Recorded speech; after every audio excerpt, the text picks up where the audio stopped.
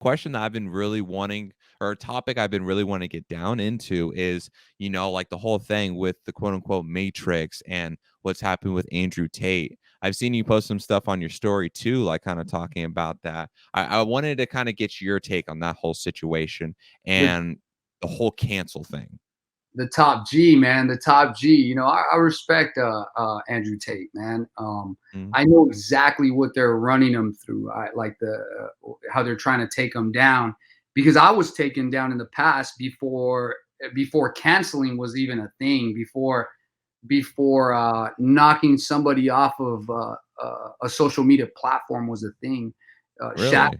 Shadow banning, when they would shadow ban you. But then when you told somebody about it, they would think you were crazy. You know, oh man, I just got canceled by this industry, and then they look at you like you're crazy. How can they do that? You know, like Yeah. these people like Andrew Tate, they've brought it out into the open to where people can see what these tech giants are doing and how they Mm, operate. You know, it's simple. They basically created a platform that they control, and if they don't like what you say or what you think, they just knock you down. yeah. Yeah. And Exactly. yeah, and Facebook did that to me. They actually Facebook, in the future, I'll probably take them to court, because they labeled me as a dangerous individual. You know, What yeah, the fuck? defamation of character. I'm a professional. Wow. I'm a professional athlete. I got fans around the world.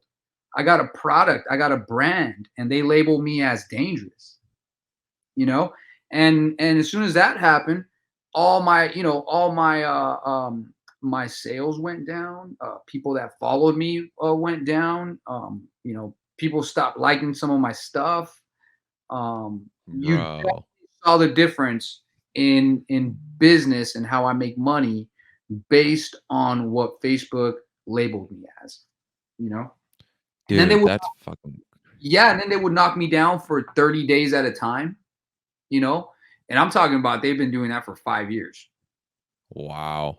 So That's you so can fucking imagine crazy.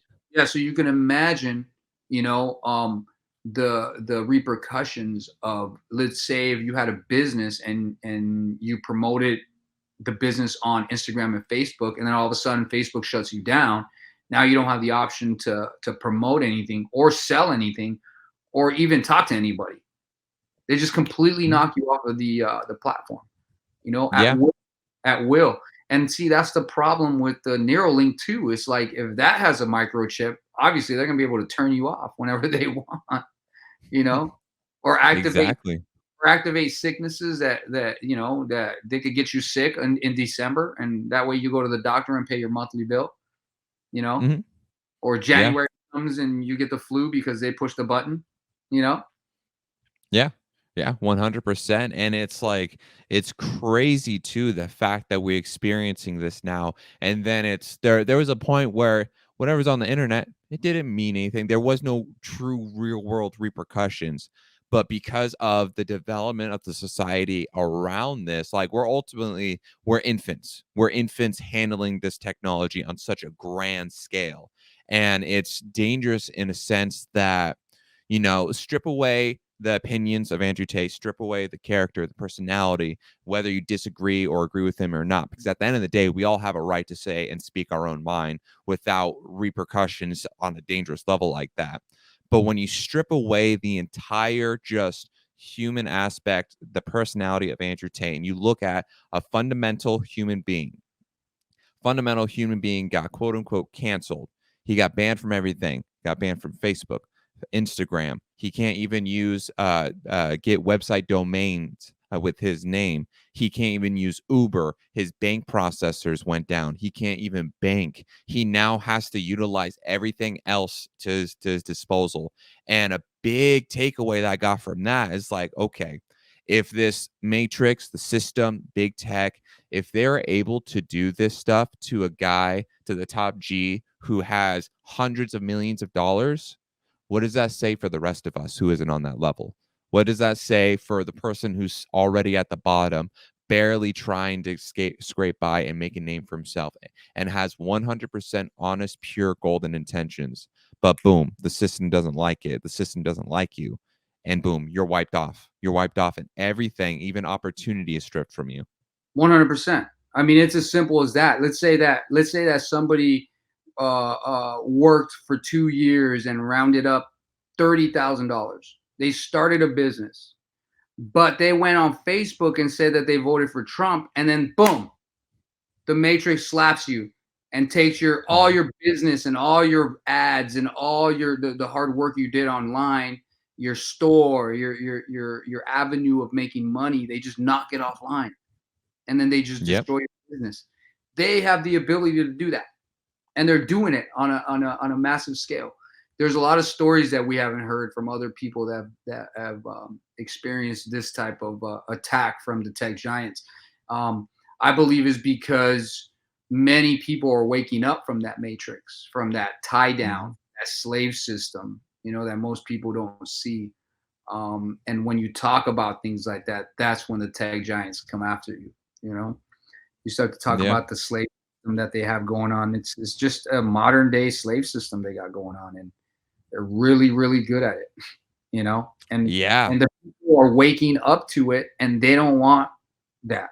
They don't want the masses to wake up to that. Exactly, because that's the danger that lies in there, and it's like, Plato's allegory, the allegory of the cave.